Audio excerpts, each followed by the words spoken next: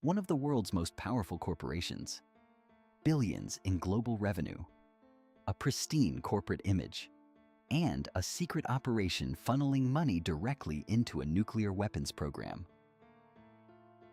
For a full decade, British American Tobacco secretly processed $418 million through American banks on behalf of North Korea. All of it hidden. Senior management knew. Regulators were deliberately kept blind. And the cash kept flowing through front companies straight to North Korean military-owned manufacturers. The penalty, $629 million. The largest OFAC sanction ever levied against a non-financial institution. This is how they got caught.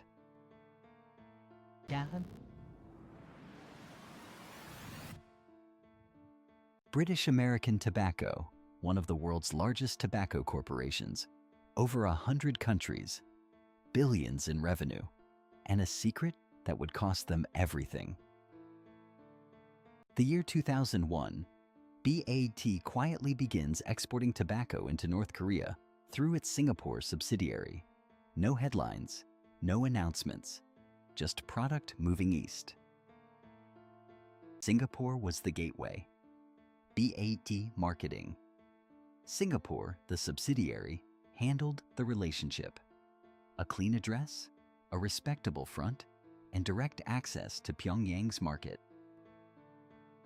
Then came 2007. International sanctions on North Korea tightened.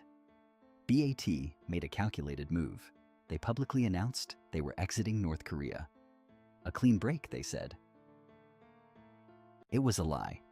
BAT transferred North Korea sales to a third-party Singapore company. On paper, distance. In reality, BAT retained full operational control and payment oversight. The structure was elegant in its deception. A third-party company acted as intermediary. BAT's fingerprints stayed off the paperwork while the money kept flowing toward Pyongyang. North Korea's tobacco manufacturers were military-owned. Revenue generated didn't fund cigarettes. It funded missiles. It funded a nuclear program that kept entire governments awake at night. BAT's upper management knew. Not a rogue employee, not a mid-level oversight. The knowledge lived at the top. And for a decade, nobody inside said a word. By 2007, BAT had a problem. International scrutiny was tightening. So they did what corporate criminals do best. They created distance. A third-party Singapore company materialized on paper. BAT publicly announced its exit from North Korea. Clean hands. Plausible deniability. Total fiction. Behind the facade, BAT retained complete operational control. The third party was a puppet. Every decision, every shipment, every dollar, still BAT. North Korean military-owned manufacturers were receiving tobacco contracts. Revenue flowed back. The program generated approximately $700 million for DPRK's military apparatus.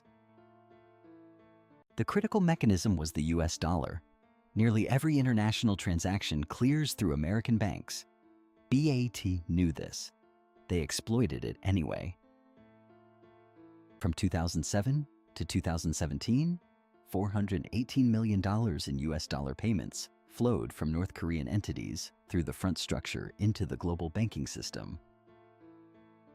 10 years, 310 documented transactions, $74 million in payments that US authorities could directly trace, the rest buried deeper.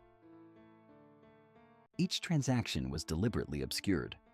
The DPRK connection stripped from payment records before hitting US correspondent banks.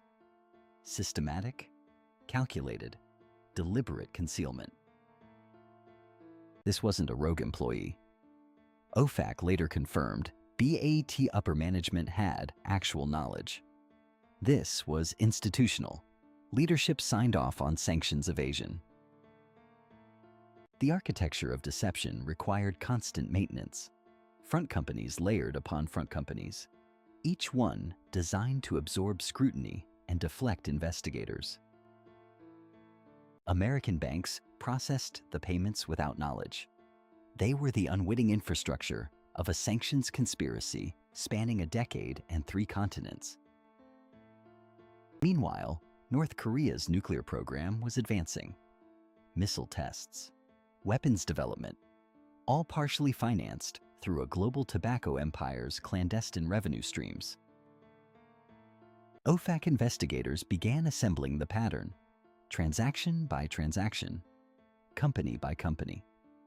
The front structure, so carefully constructed, was slowly unraveling.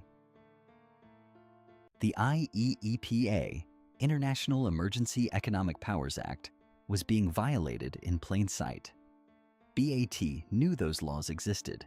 They built structures specifically to evade them. No voluntary disclosure. That detail would devastate BAT legally. They never came forward.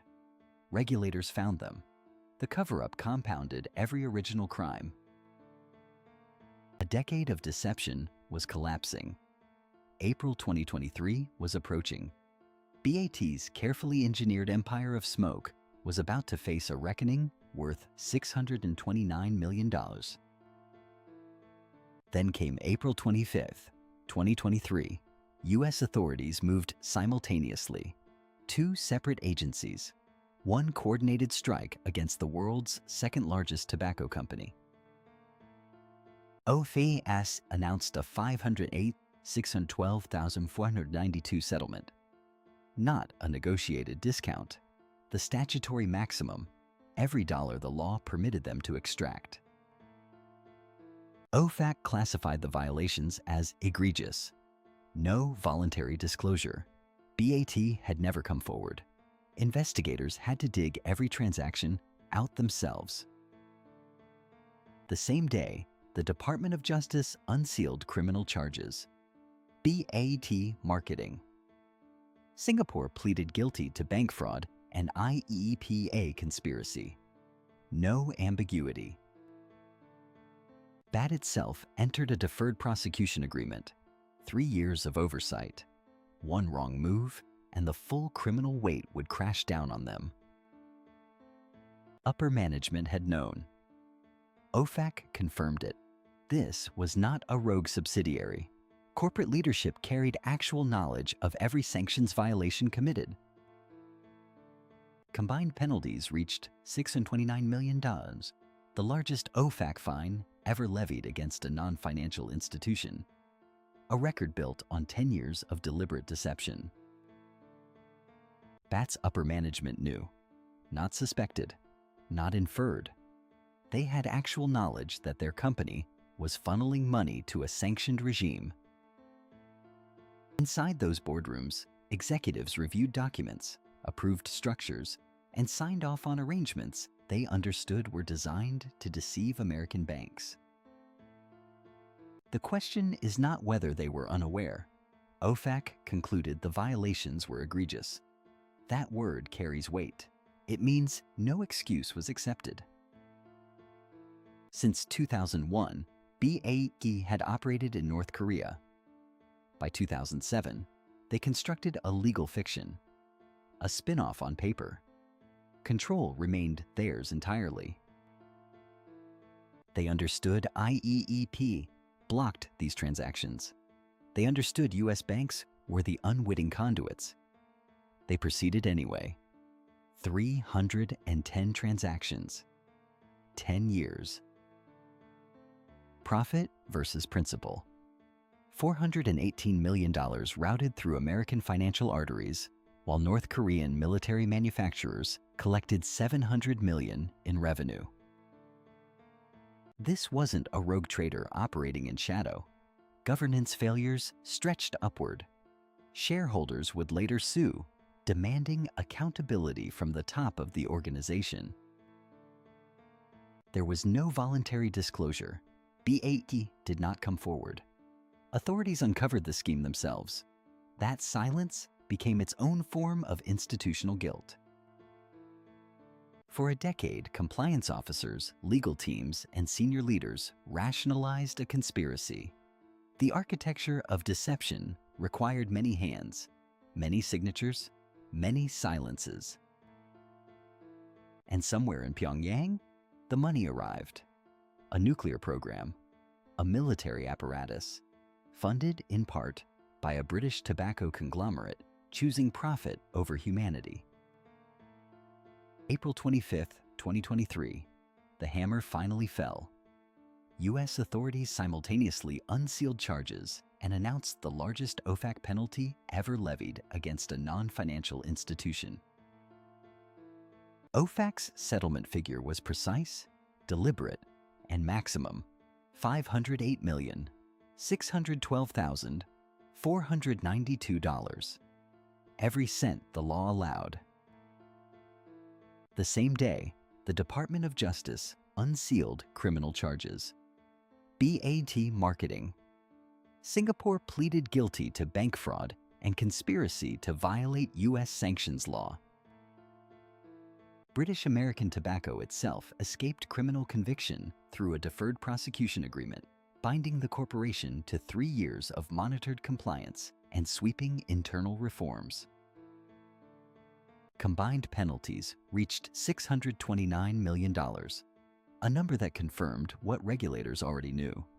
This was not a mistake. This was a policy. OFAC classified the violations as egregious with no voluntary disclosure. Upper management had actual knowledge. The company chose concealment over compliance every single year for a decade. The fallout extended beyond American courtrooms. UK shareholders launched lawsuits alleging catastrophic governance failures, questioning how a publicly traded giant concealed a decade-long sanctions conspiracy.